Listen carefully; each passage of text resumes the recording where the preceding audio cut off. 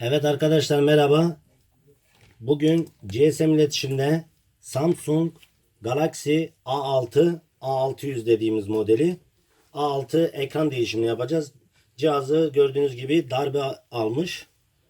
Bunun ekran değişimini yapacağız. Cihaz yarım saat ısıtıcıda durdu. Yarım saat ısıtıcıda durduktan sonra şimdi bunun ekran değişimini yapacağız.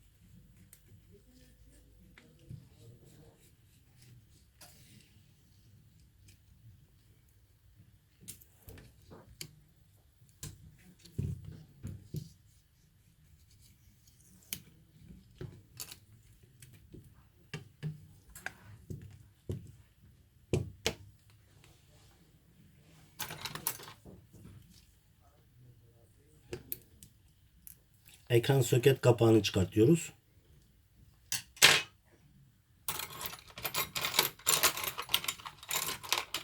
Ekran soketini çıkartıyoruz şu anda.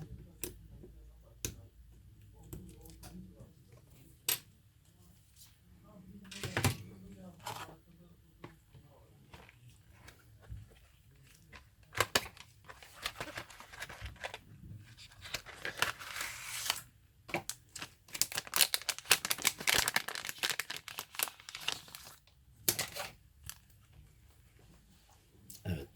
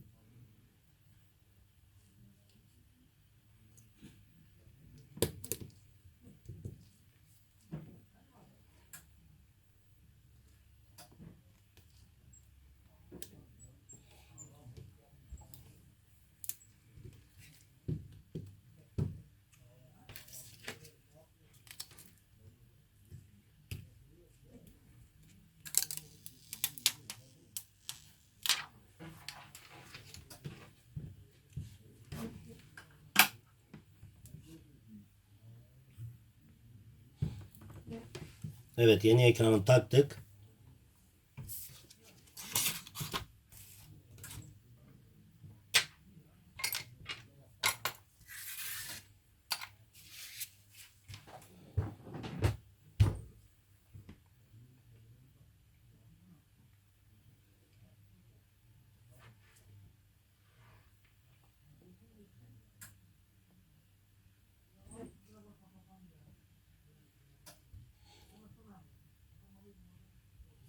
Evet, gördüğünüz gibi Samsung Galaxy A6 dediğimiz model ekran değişimi yapıldı. Ekran değişim fiyatı yaklaşık 80-85 dolar civarında.